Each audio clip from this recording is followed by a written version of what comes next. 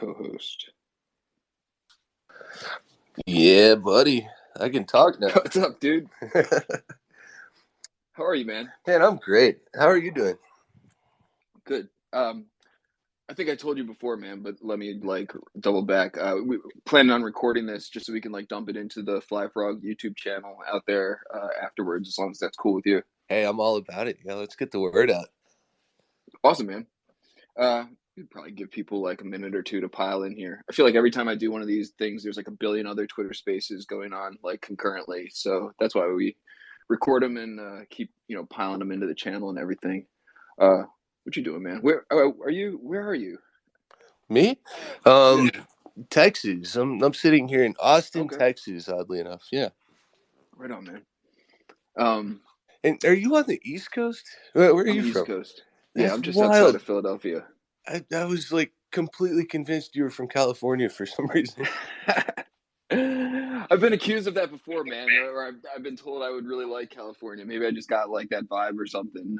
No, that's how I'll probably end up at the next NFT NYC because it's the thing going on that's close enough and big enough that I can get out to fairly easily. Nice. Yeah, that's me at South by. It's going to be a lot of fun. That's coming up next week. Yes, dude. I'm actually having some FOMO of finding out that tons of people are going there who I want to hang out with. I'm like, oh man, I just feel like there's so many things going on everywhere constantly. Yep. Hang on, man. I'm gonna kick out one more tweet and then we can sort of kick this thing off here. Wait, how do I do this? It gave me the option easily before. Oh, here we go.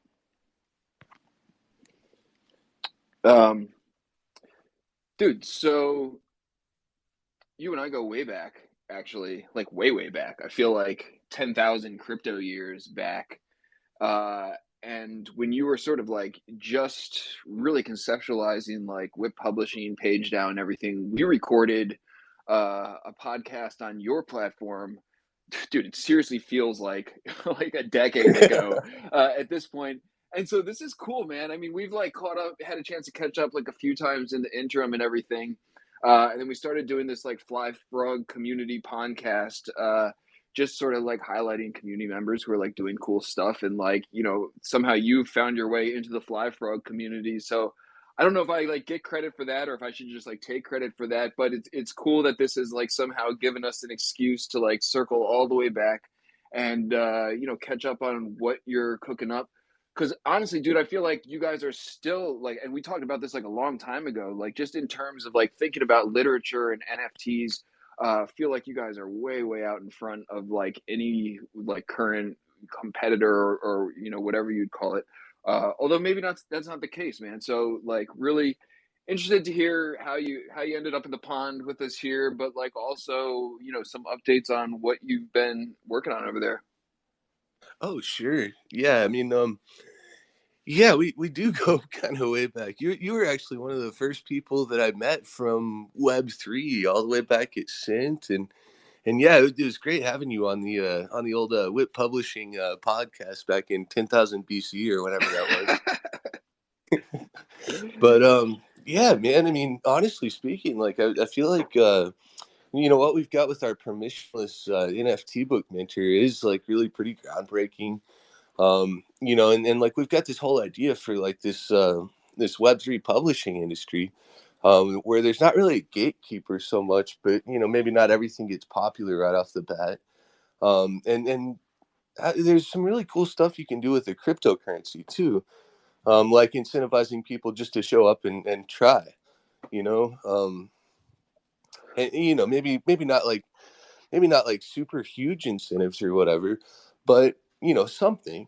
And that's more than the current publishing industry does, right?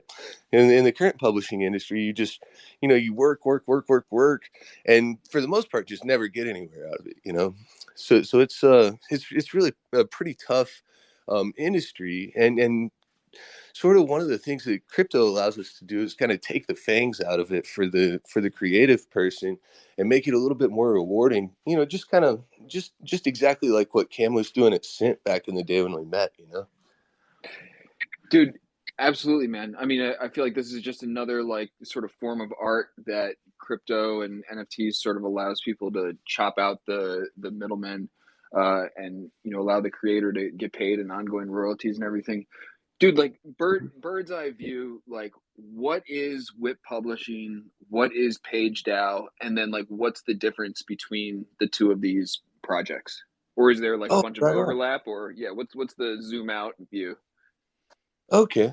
So WIP Publishing is a C corporation that we started last year because I did a technology company accelerator here in Austin, and it seemed like the thing to do was going to be to start a C corp so we could like raise some money and do like the whole thing.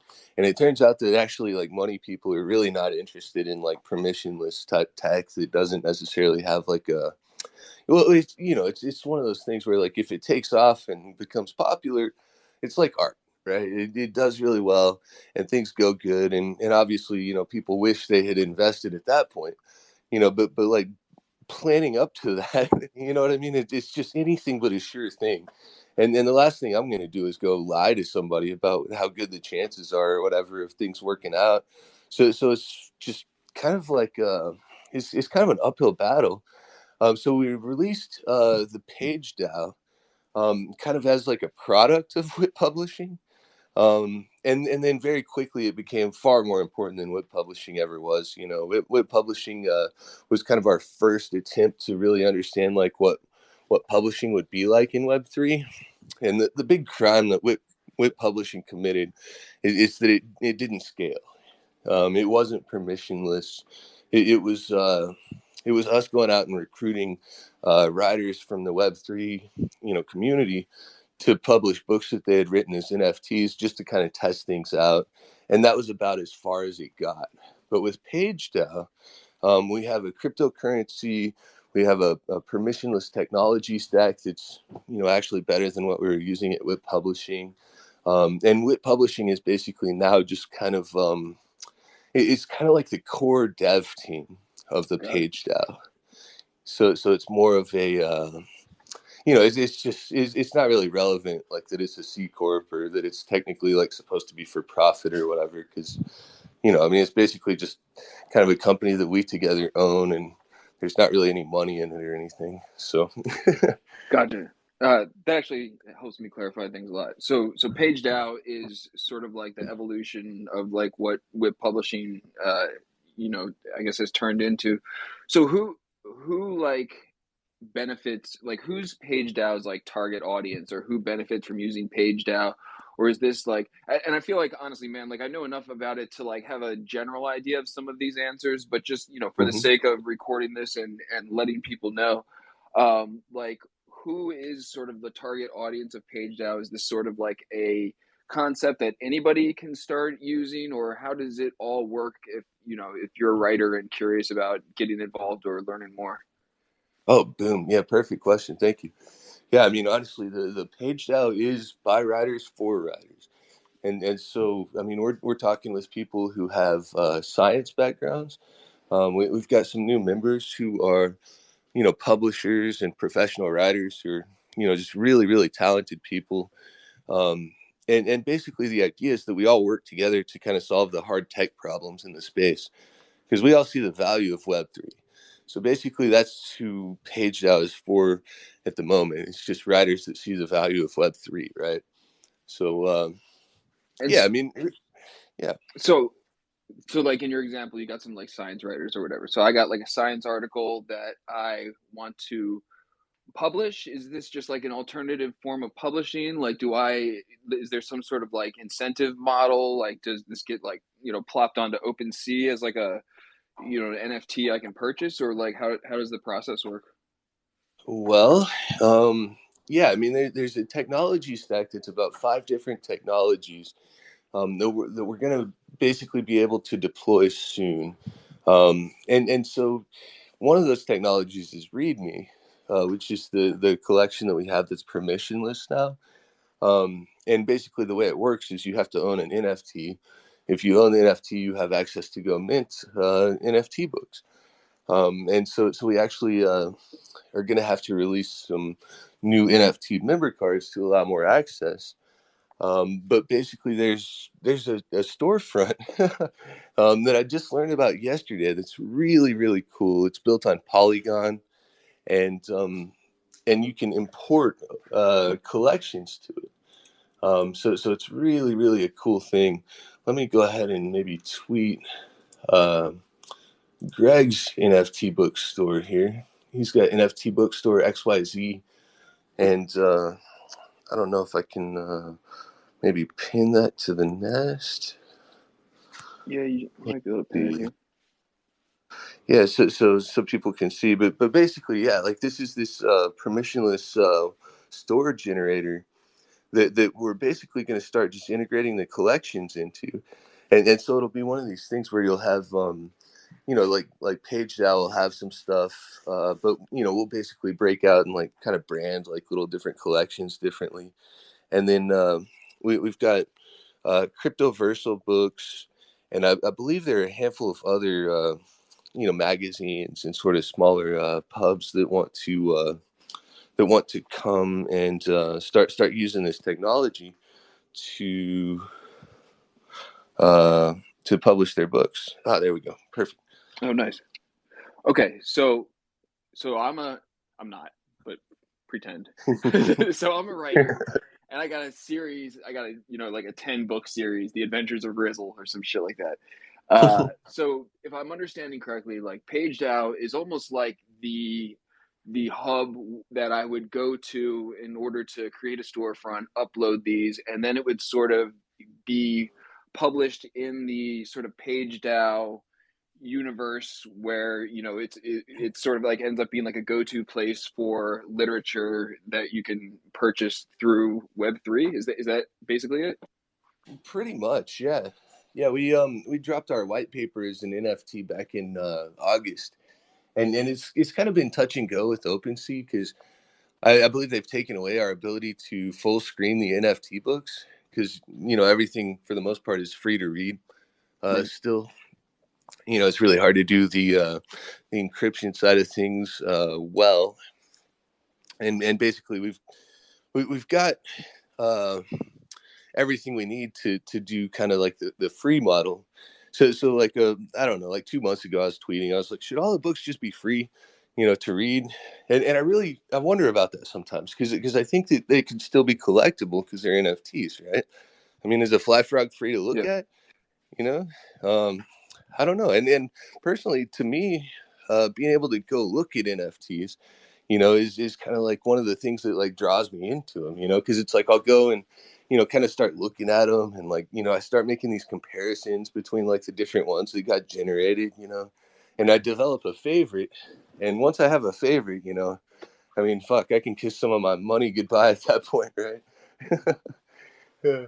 No, dude, 100%. I feel like that's a very on point like observation. There's definitely been times in my life where I've like borrowed a book from the library and like loved it so much that I just wanted to own a physical copy of it. And I think art is the same way. And yeah, you could absolutely look at this in the same way. I mean, that's like essentially what libraries are like, in real life, right? Like you can sample Mhm. the product, but if you want to own it or like collect it, you got to go get the real thing. Um, Dude, do you think like based on what you've seen, is there like a certain type of like writer or like style of writer or like you were saying like maybe journalists for example or does the Web3 model like lend itself better towards like any specific like industry or like style of writing within the industry, or is it pretty much like uh you know we all sort of understand Web3 and it's beneficial across the board if you like the way Web3 works?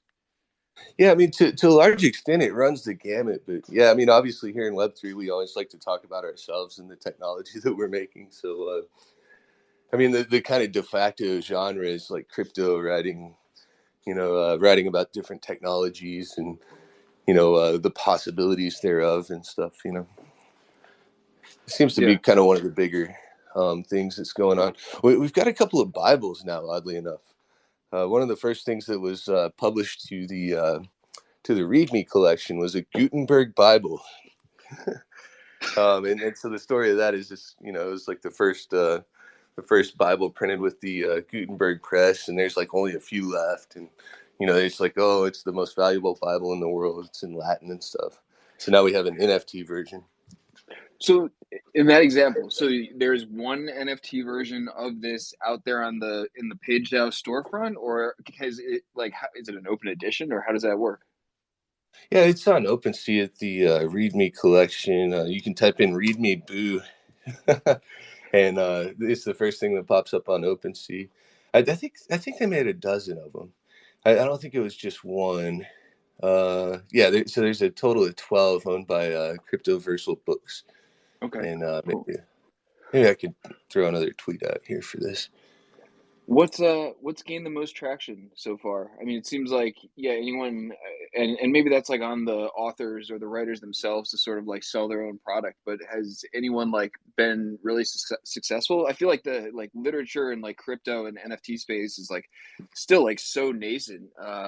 Even though we've had like a few successful projects come out at this point, but what's gained traction? Well, at this point, very, very little of what we've done has really gained much traction.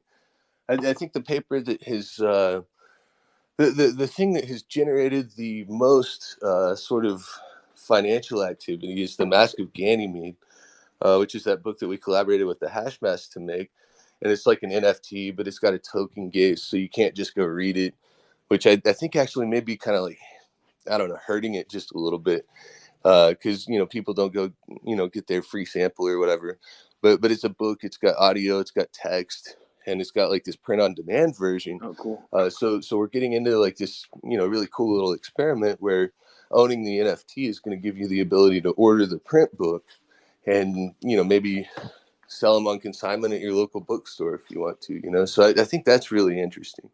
But I mean, it's on ETH, so when the smart contract didn't deploy correctly the first time, and we had to rewrite it the morning of the launch, it ended up costing us like a lot of money, and so we actually haven't quite made the the financial thing happen yet, even on this one, even though it's generated thousands of dollars of economic activity, which is by far more than any of my books ever really have done.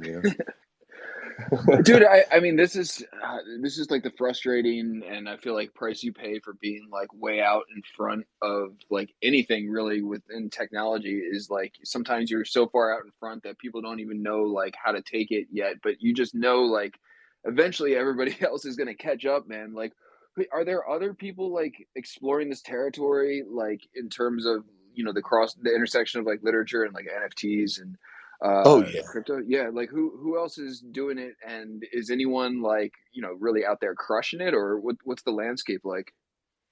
Man, I mean, I think there's a couple of groups that are like VC backed that have like, one of them's got a token called Lit, and Lit makes Page look like a shit coin because, Lit, it's doing volume. There's like $1 million a day of like trading of this fucking token that isn't even attached to anything as far as I can tell.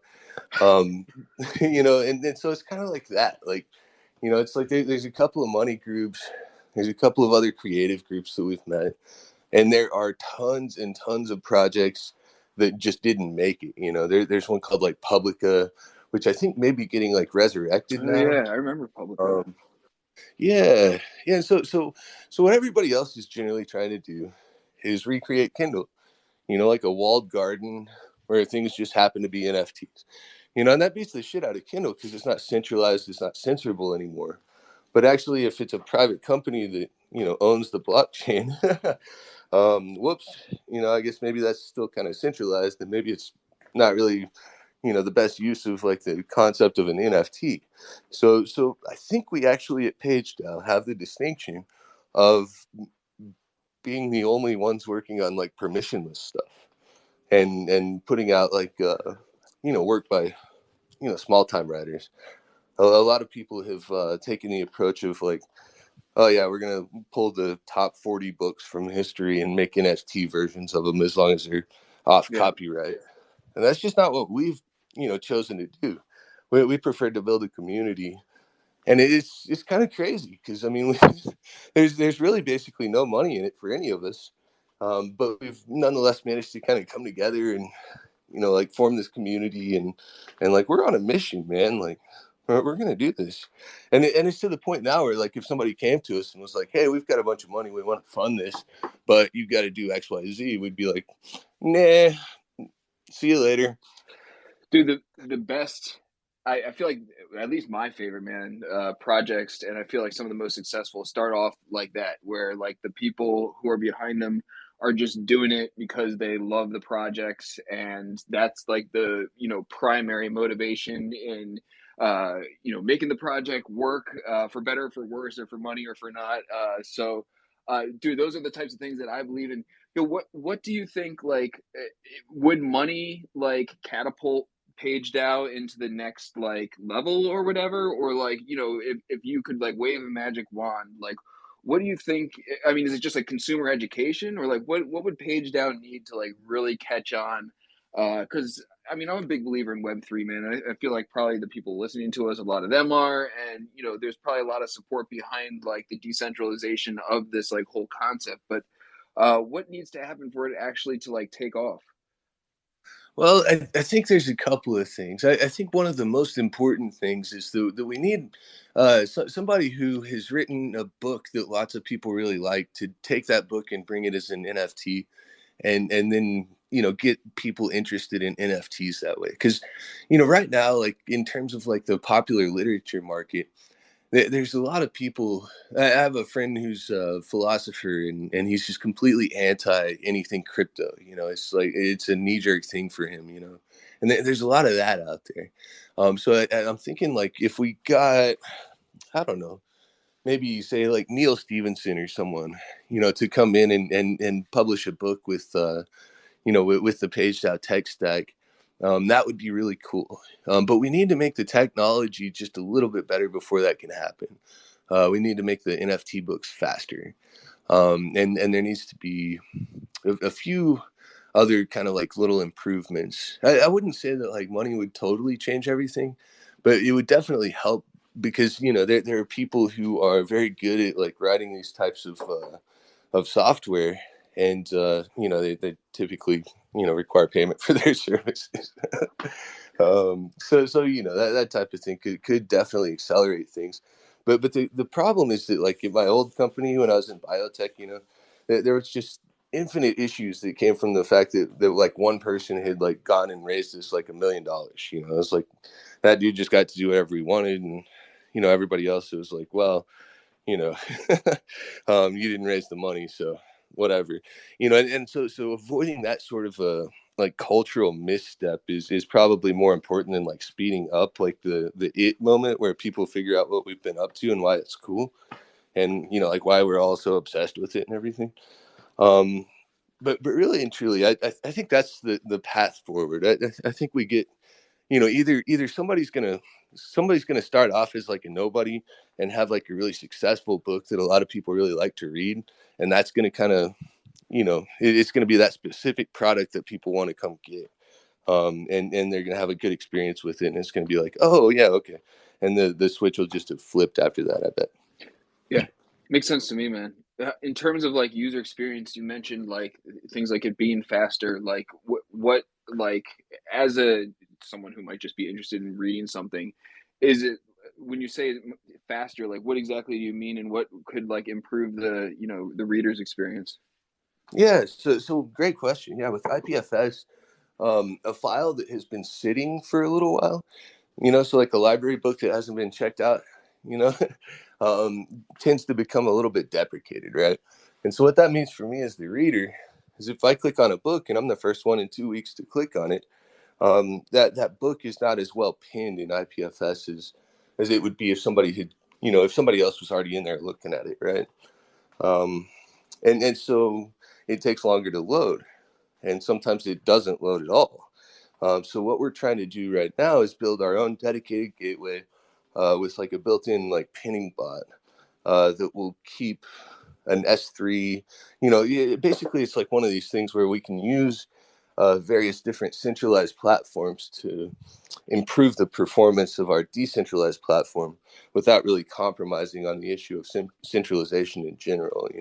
So it's like you set up like an S3 server that basically backs up your IPFS stuff, and that just makes everything faster. That's interesting, man. I mean, these are like problems that I haven't run into in my specific projects, but it's probably because you're doing something completely different. Have you explored like on chain or like other chains, or like I'm sure you've like looked into things like Oh uh, yeah. what's and you found that like IPFS is the best way. Do other options offer anything like comparable, or is this like definitely the best path forward? I honestly have no idea. I'm interested to hear what you found out. Yeah, Arweave is pretty close. Okay. But yeah, man, we learned a lot from the team at Cint, who we're really good friends with, and so the idea for this speed up has actually come from what they're doing over at app.bio, which is basically you store everything in IPFS. You know, it's a real NFT at that point. It's immutable. You get all the benefits that you get for going with IPFS, and then they've got an S3 server that's running like kind of a dedicated gateway. In addition to that, you know, and so basically it repeatedly just tells the IPFS system that somebody's accessing that content. So Huh. so it keeps things at the top. And then that's basically the perfect IPFS setup, I think. Yeah, that's fascinating, man. This is like like a hurdle that I would have never thought of, but certainly something you have to take into consideration if this is like the industry that you're involved in. Dude, when you were Yeah. saying like permissionless, were you referring to like basically anybody being able to read any of the content? Is that what you meant by permissionless? Oh no. I'm talking about being able to publish a book. And so the idea is that we use tokens to gate these permissions that people have. And so instead of, you know, like say we were running like HarperCollins or something, you got to, you know, take your work to an editor. You got to get, you know, approved. You got to get the golden stamp of yes, this is good, and no, it's not crap, and you know, okay, we're gonna run it now. You know, that type of thing, and it's just not like that with the Page DAO stack. You know, anybody who has this NFT without ever getting permission from anyone can come publish what they like here. So it's kind of a fundamentally different publishing model. And honestly speaking, like if it's taken a long time for this to kind of catch on and start to take off, I think the reason is because everything is not only upside down, but totally backwards in this space. And so it just takes a lot of jujitsu for people to figure out, you know, just what's going on here and, you know, how to engage with it, you know. Yeah, can you? I like the jujitsu like reference, man. Can you like elaborate on that, like how things in this space are like upside down and backwards? I mean, I feel like I understand what you mean, but would love to hear your explanation. Well, you know, in the mass market paperback model of publishing, the whole point is to sell as many paperbacks as you can. And so, like, sort of the most perverted thing that happened out of that, I think, is remember Gary Vee saying, like, if you bought 12 of his books, you could get, like, an NFT or whatever the Yep, deal was. of course. And everybody just had boxes of these books, like, in their garage or whatever. Uh, anyway, Yeah, I thought that was pretty funny because basically what he's doing is he's using an NFT to drive sales in the traditional publishing industry. And he's selling books, um, which, you know, I mean, yeah, there's absolutely nothing wrong with that. But at the same time, if the NFT was the book, you know, it would have saved quite a bit of paper, I would say. And the people who, you know, wanted the collectible item, you know, who wanted to be part of that social movement, you know, they would all just get it from having the book, the NFT right. book, right? And so it would have saved a bunch of paper basically, because you know maybe there's a print on demand capability in the book, Yeah, and no doubt. yeah. No, it's funny, man. I feel like that's like some of these things that a lot of the environmentalists who are up in arms about the energy consumption and everything like don't take into consideration a lot of the ways that it like NFTs and crypto can obfuscate a lot of energy consumption as well just through the ways the technology works. Um, Mhm. dude, really cool. Like, is this your main focus these days, Page DAO, or you have your hands in like a few other projects, or what else you been cooking up? Oh, straight up, man. Like, yeah, this is definitely my mo. Because I'm a writer, you know, so everything I do just brings me right back into Page DAO and right back into the publishing space. But I'm also in Rare Pizzas, and so I'm going to be helping to throw some pizza parties, hopefully for South by Southwest, during the next week or so. And then, Nice. yeah, I mean, I love my fly frogs. I would love to be a little bit more involved with the community here, but sometimes there's just not quite enough time in the day. There's another uh, group that's starting, and this has happened before. There are several of these already, but there's basically a magazine that these guys want to create that's going to have like different Web3 technology components in different sectors of Web3 that are kind of being evaluated over time and just analyzed and watched grow. And basically, one of the things we're starting to do at Page DAO is to pick up these little groups of people that are writing and kind of try to support them with like the page token and some, cool publishing tech and, maybe some tweets, maybe some spaces, that kind of stuff. So really some of it's getting to be talent scouting now. And I'm just so pumped to be in that position. Dude, it's awesome to hear you so excited about this, and that it really is just about like your passion for like creating this thing and building a better platform for writers and creators and everything. That's why I've always been like such a big fan of what you guys have been up to and everything. Uh, if anyone has any questions, feel free to like raise your hand. Happy to like let anybody up here if there's any ground we haven't covered. Dude, do you want to while we give people a shot to do that, do you want to give people like the elevator pitch on Rare Pizza and like what's going on in South by Southwest and that kind of thing? Sure, sure. Yeah, Rare Pizzas is an art project that buys people pizza when people buy NFTs. So basically every Rare Pizza NFT box or Rare Pizza sale on OpenSea generates a little bit of cash flow for the Rare Pizzas DAO, and that goes into a bank account. And then every year on May 22nd, we throw the world's biggest pizza party to celebrate Laszlo's. Uh, I don't remember how many bitcoins he spent on the pizza, but that historic pizza purchase. So it's just kind of like it's a Web3 collective of people who are celebrating pizza and cryptocurrencies involvement with each other. And so, like at South by, basically what we're going to try to do is coordinate a party with the ATX DAO. They've already got everything set up. We're just going to bring the pizza. You know? Dude, I love the pizza now. I'll never forget when like Snacks pitched me his concept for that project, and he was like so passionate about it, and I was like, "This is the most ridiculous thing in the world." And then like, come to find out, he like raised a million plus or something for the DAO and everything. I forget exactly what the details were, but I'm a huge fan of Snacks and anything he's involved with as well. Um, Oh yeah, yeah. dude, My dad thinks he's cheeses. could be right, man. And dude, this is you spending time with the Fly Frogs community right here, man. So you don't have to feel bad about that at all. Appreciate Oh you hell you yeah. making time. Dude, let people know because, like I said, we're gonna take this recording, we'll drop it into the YouTube channel and chop it up with the intro and outro and everything. So let people know like where they can find you or like what the best way is to stay updated on things and yeah, anything people need to be left with here. Yeah, right on. Yeah, Dylan.app.bio is probably the best place to keep up with my various different escapades. Have you seen app.bio, by the way? No, man. It's from Sense. Here, I'll do one more tweet for the little nest here in Yeah. case anyone wants to see this. Mm. No, I'm always interested in checking things out though. What's the deal? Well, so Linktree. Yeah.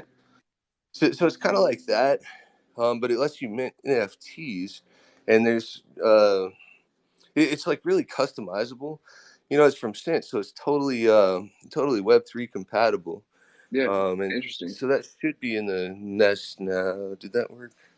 I don't know. Yeah, there we go. Dylan.app.bio. And so yeah, you can tap on this and you can see like so there's this published post. There's kind of like an about thing. You can subscribe. You get email notifications next time I publish an update NFT. Oh, cool. And then there's all these different links. So you can go to my Twitter, my formal dialectics or Page DAO with publishing, read me books, all that good stuff. And it's just Interesting. like one simple little link. So Cool, man. I will check that out. Appreciate that. All right, so cool. So that's the best place to find out all of the things then. Dylan.app.bio.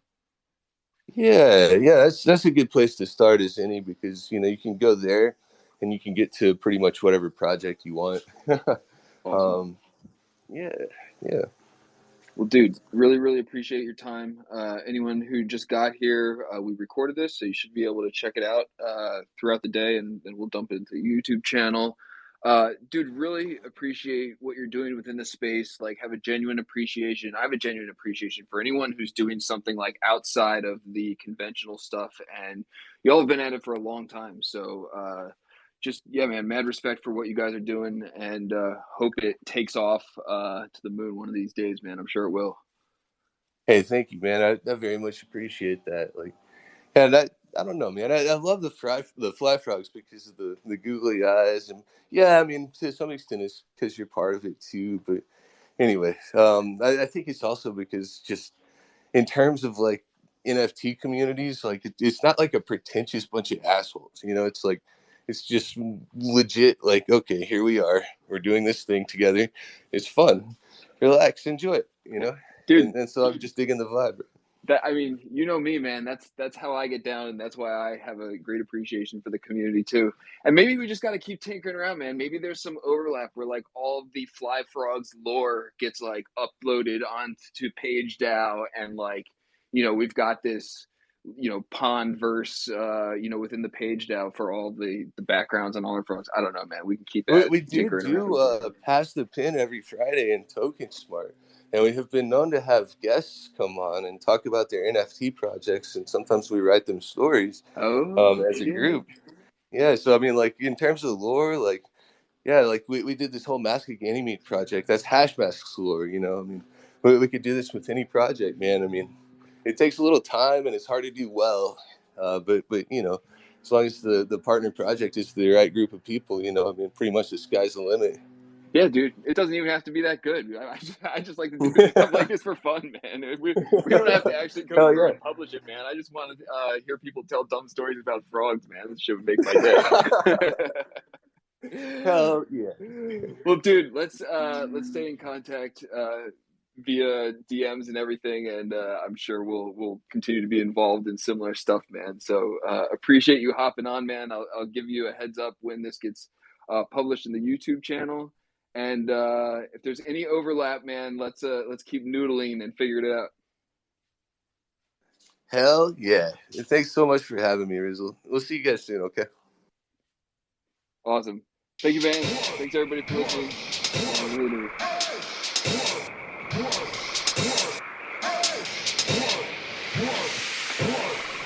Hold on, there must be some mistake. Don't you know me? I'm Kermit the Frog.